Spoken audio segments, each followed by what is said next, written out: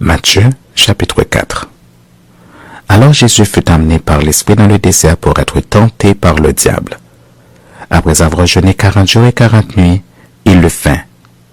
Le tentateur s'étant approché lui dit, « Si tu es fils de Dieu, ordonne que ces pierres deviennent des pains. » Jésus répondit, « Il est écrit, l'homme ne vivra pas de pain seulement, mais de toute parole qui sort de la bouche de Dieu. » Le diable le transporta dans la ville sainte, le plaça sur le haut du temple et lui dit, « Si tu es fils de Dieu, jette-toi en bas, car il est écrit, il donnera des ordres à ses anges à ton sujet, et ils te porteront sur les mains de peur que ton pied ne heurte contre une pierre. » Jésus lui dit, « Il est aussi écrit, tu ne tenteras point le Seigneur ton Dieu. » Le diable le transporta encore sur une montagne très élevée, lui montra tous les royaumes du monde et leur gloire, et lui dit, « Je te donnerai toutes ces choses, si tu te prosternes et m'adores. » Jésus lui dit, « Retire-toi, Satan, car il est écrit, tu adoreras le Seigneur ton Dieu,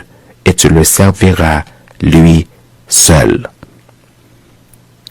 Alors le diable le laissa, et voici, des anges vinrent auprès de Jésus et le servaient. Jésus, ayant appris que Jean avait été livré, se retira dans la Galilée. Il quitta Nazareth et vint demeurer à Capernaum, situé près de la mer dans le territoire de Zabulon et de Nephtali, afin que s'accomplisse ce qui avait été annoncé par Ésaïe le prophète.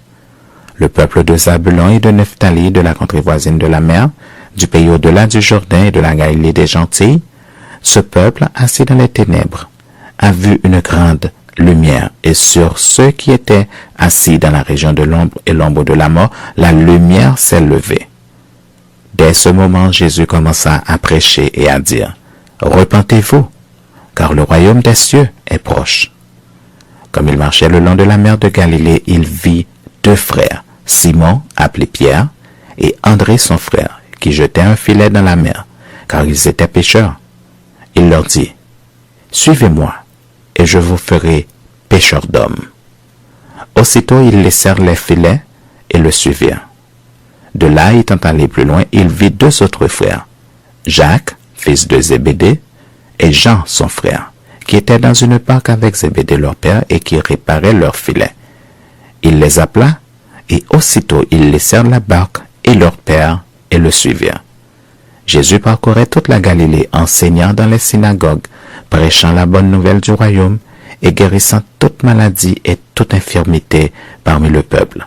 Sa renommée se répandit dans toute la Syrie, et on lui amenait tous ceux qui souffraient de maladies et de douleurs de divers genres, des démoniaques, des lunatiques, des paralytiques, et il les guérissait.